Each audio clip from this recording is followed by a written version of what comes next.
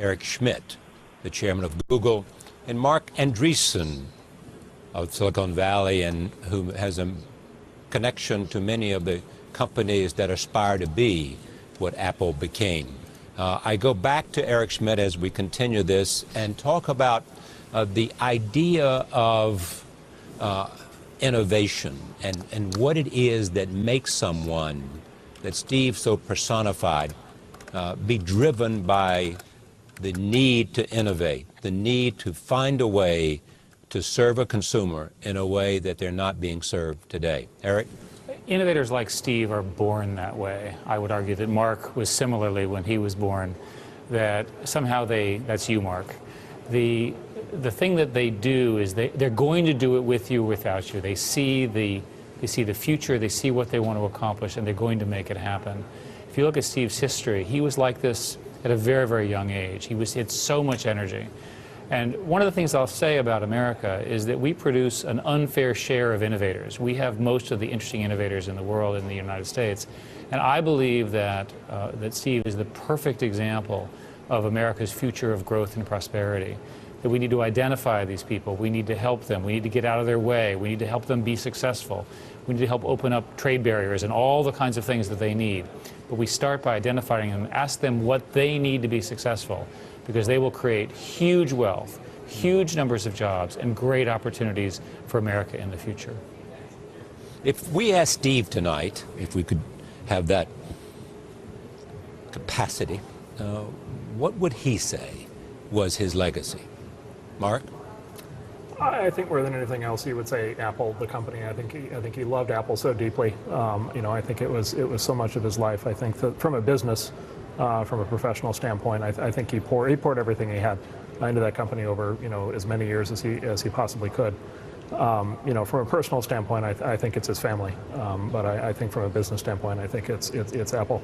Steve is so amazing for many reasons, but I'm just sitting here as I'm talking and I'm reflecting on my own answer, and I'm thinking, oh yeah, and then there's Pixar. In yes. Steve's spare time, literally spare time, he completely redefined, animated motion pictures, redefined, a huge segment of the entertainment industry.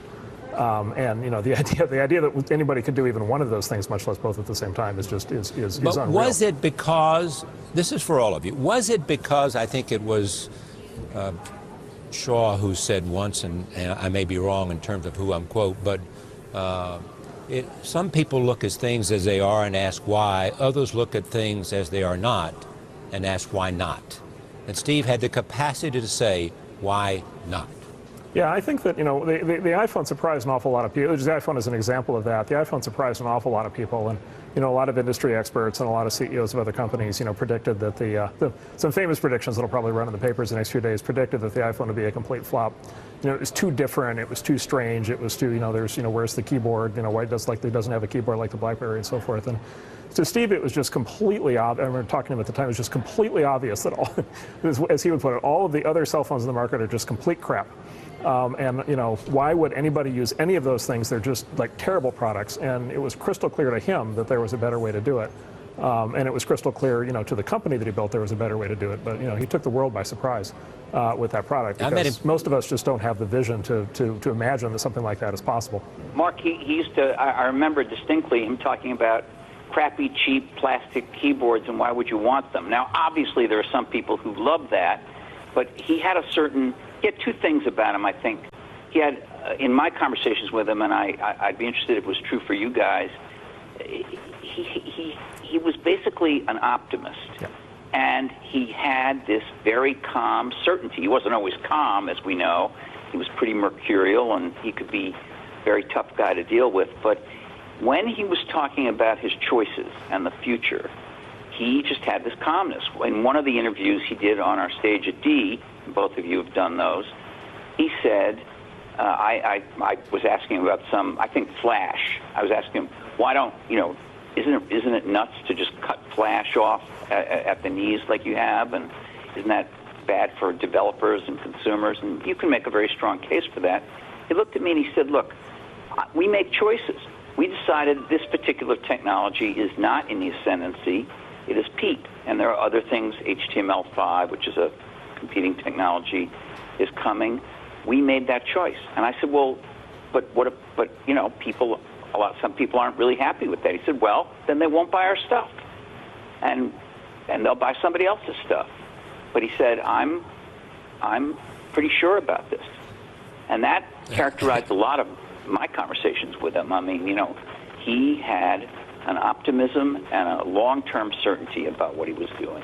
I think But my guess is he would come to the same conclusion if it was simply because he didn't like something about Flash or the people or the management. He would have been willing to make that decision. He was willing to make decisions that were, if you will, architectural compromises for his consumers.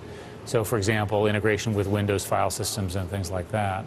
Yeah, right. I think one of the things that's been missing in the conversation is a statement about his ability to recruit top talent. To build the Apple stores, he hired one of the foremost architects in the world, and you see that in the store architecture today. He's very proud of that. Right. If you go back to the ads, the historic 1984 ad, which everyone talks about to this day, and the ad campaign that they ran against the PC so successfully, for the I'm a PC ads that everybody's seen, those were basically collaborations between Steve and, in each case, a brilliant advertising person. So one of the things that he was able to do is he was able to identify people who were similar to him, strong-willed, very, very creative, very, very disciplined, and work with them and get the best out of them. And that's, I think, one of the characteristics that anyone who leads a large corporation or a large enterprise of any kind really has to do. So it's not just his own vision, it's also his inspiration and choices of people that drove the outcome. I completely agree with that, Eric. I think both of you would agree with this.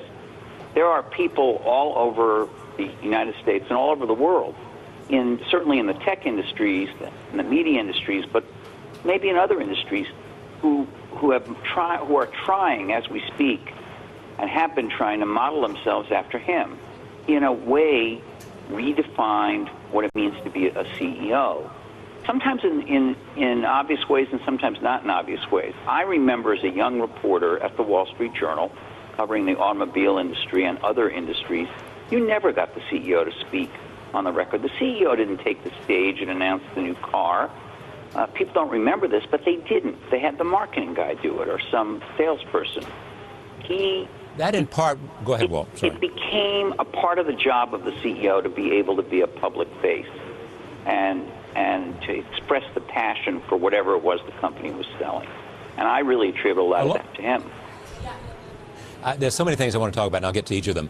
First of all, in terms of marketing, in terms of taking the stage, where did this black,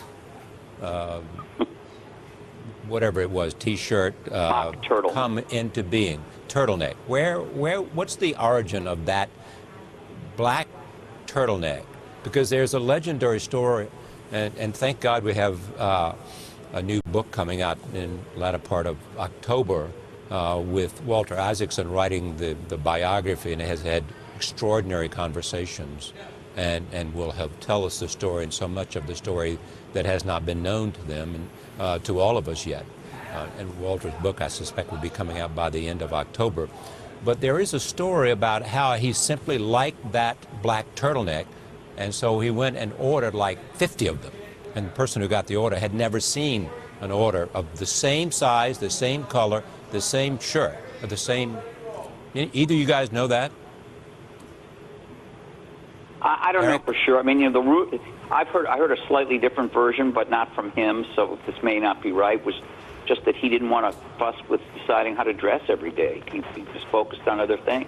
You know, Charlie, Einstein was famous for wearing the same baggy sweater and corduroy pants every day. And he was asked once about it, and he said, well, you know, with that, like I have things on my mind. There are things I'm working on that are more important than that. And I think Steve was you know, perhaps unintentionally channeling the same impulse.